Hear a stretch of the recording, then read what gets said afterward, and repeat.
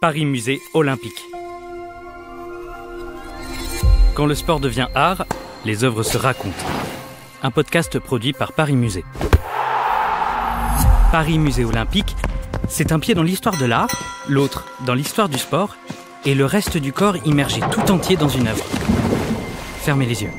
Plongez dans cette toile, chaussez vos baskets et remettez-vous en selle pour les JO en écoutant se dévoiler les collections des musées de la ville de Paris.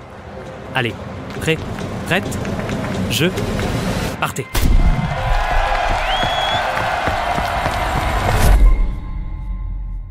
Aujourd'hui, on vous emmène au JO de 1924, au plus près de la sculpture Héraclès Archer d'Antoine Bourdelle, qu'il a réalisé entre 1906 et 1909. Oh là là, voilà, c'est malin, je me suis encore égarée. Bon, voyons voir. Nous sommes bien en 1924. Sur ma droite, c'est le Grand Palais, donc je suis bien à Paris. Mais pas d'athlètes, pas de foule, pas de liesse. Ah, excusez-moi, jeune homme. J'ai dû me tromper, je cherche à assister aux Jeux Olympiques. Bonjour, oui, vous êtes au bon endroit. Ici, ce sont les épreuves du concours d'art. Ah, mais oui, c'est vrai qu'à cette époque, les JO ne concernent pas que le sport. Il existe également des concours artistiques. Le sport et l'art. L'idée vient directement de Pierre de Coubertin, le créateur des Jeux modernes. Le Comité international olympique a commencé à y penser en 1906 et ça a réellement débuté aux Jeux de Stockholm en 1912. Vous y participez ? Oui, je participe au concours de sculpture. Ah. Pour la première édition du concours d'art, il n'y avait que 34 candidats. Et aujourd'hui, nous sommes 193. Venez, je vais vous montrer. Merci. Et comment vous affrontez-vous aujourd'hui ? Vous faites du tir au buste, du marbre à thon ? Non, il y a 5 épreuves. Musique, littérature, peinture, sculpture et architecture. C'est le pentathlon des muses. La règle principale, c'est que toutes les œuvres doivent avoir un caractère sportif célébrant, par exemple, le mouvement, la lutte ou l'effort. Et on remporte bien sûr reconnaissance et médailles. D'ailleurs, vous saviez qu'en 1912, Pierre de Coubertin a lui-même remporté l'or en littérature avec un poème en prose baptisé « Ode au sport ». Oui, il commençait ainsi, alors. Ô sport, plaisir des dieux, essence de vie.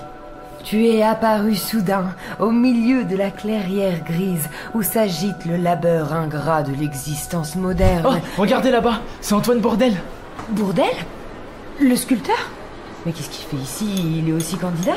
Vous n'y pensez pas ? Il est membre du jury de la section sculpture avec les artistes Aristide Maillol, Jean Boucher, Henri Bouchard et Paul Landowski. Oh, il est tellement doué, je suis si impressionné. J'y arriverai jamais. Je ne veux pas en rajouter, mais c'est vrai que Bourdelle a été praticien de Rodin, ce qui veut dire qu'il a quand même taillé ses marbres pendant près de 15 ans. Et surtout, le plus important, c'est qu'il rencontre un immense succès depuis la création de son œuvre Héraclès Archer. Mais vous savez que l'une des versions de l'œuvre est ici ? Elle est exposée hors concours.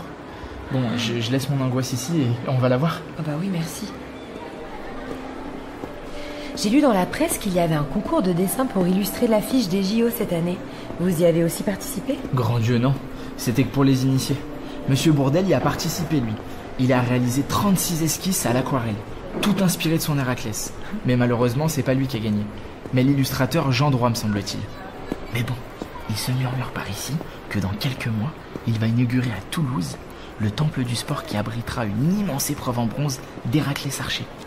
Ah, la voilà, Héraclès Archer, aussi appelé Héraclès tue les oiseaux du lac Stymphale. Regardez cette beauté. Wow. Je ne l'avais jamais vue en vrai. Oh, elle semble si moderne. Vous avez raison. Antoine Bourdelle s'est totalement affranchi des représentations traditionnelles du personnage mythologique. Vous voyez, il n'y a pas de flèche sur son arc. En faisant ce choix, il a déserté le naturalisme et rompu avec la dimension narrative de la sculpture. Regardez approcher. Voyez comment elle est remarquable autant par sa tension que par l'équilibre de sa construction. Oui. Là, le bras est tendu sur l'arc. Et là, son pied s'appuie avec force sur le rocher. Vous sentez la dynamique créée par le jeu entre les pleins et les vides ? Je pourrais en parler pendant des heures. Mais que puis-je faire, moi, après ça ? Je me sens si nul. Je crois que je vais abandonner. Mais non, venez. On va marcher un peu, hein ? Allons du côté de la piste d'athlétisme. Vous y trouverez de l'inspiration Et moi, ce que je cherchais, du sport.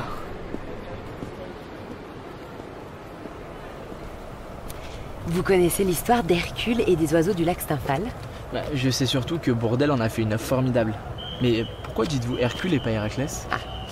Hercule, c'est le nom romain. Héraclès, c'est le nom grec. Il est le fils de Zeus et d'une mortelle, la reine Alcmène, donc demi-dieu. Un jour, il est pris d'une crise de folie, durant laquelle il tue sa femme et ses enfants. Bon, soit dit en passant, cette crise a été provoquée par Héra, femme de Zeus, jalouse des infidélités de son époux. Bref, pour expier ses péchés, Eurysthée, le cousin d'Héraclès, lui ordonne de faire 12 travaux. Des défis réputés impossibles qu'il va bien sûr accomplir. Et tuer les oiseaux du lac Stymphale, c'est le 6e de ses travaux si je ne m'abuse. Effectivement, ils étaient monstrueux. Leurs becs, leurs pattes et leurs ailes étaient en bronze et ils dévoraient de la chair humaine. Héraclès devait donc les faire disparaître et c'est comme ça qu'avec son arc et ses flèches, il a abattu la majorité des oiseaux du lac. Tir à l'arc, course, lutte, les travaux d'Héraclès ont un petit air de discipline olympique, vous ne trouvez pas? Je suis d'accord avec vous. C'est sans doute pour cela qu'une légende perdue entre mythologie et histoire place Héraclès à l'origine des Jeux antiques. Des jeux créés au sanctuaire d'Olympie en l'honneur de Zeus et qui ont duré pendant près de 12 siècles. C'est une des versions de leur création, mais il est vrai qu'Héraclès est le prototype de l'athlète. Il représente le héros, le mythe d'un corps parfait et infatigable, aux muscles saillants et aux gestes implacables. Vous aussi, en tant qu'artiste, vous devez avoir le geste beau et implacable. Je crois que ça commence à m'inspirer. Bon, je retourne me préparer pour le concours. Et qui sait, peut-être que dans quelques années, c'est moi qui serai dans le jury à côté des plus grands comme Bourdelle. Je vous le souhaite. Et moi, je vais aller voir à Colombes ce qu'il se passe du côté du rugby. Il paraît que ça chauffe au stade. Merci beaucoup et bonne chance. Merci. Bon, pour ne pas briser son cœur de carton-pâte, je ne lui ai pas dit que le concours olympique d'art disparaîtra en 1948. Tout ça parce que bon nombre de participants étaient professionnels et que le comité défendait les pratiques en amateur.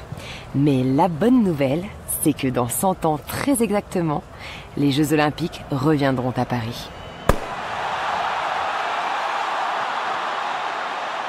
Cette fiction est une immersion sonore dans l'œuvre Héraclès Archer, réalisée entre 1906 et 1909, et conservée au musée Bourdelle. C'était Paris Musée Olympique, un podcast Paris Musée réalisé par Nuit Noire.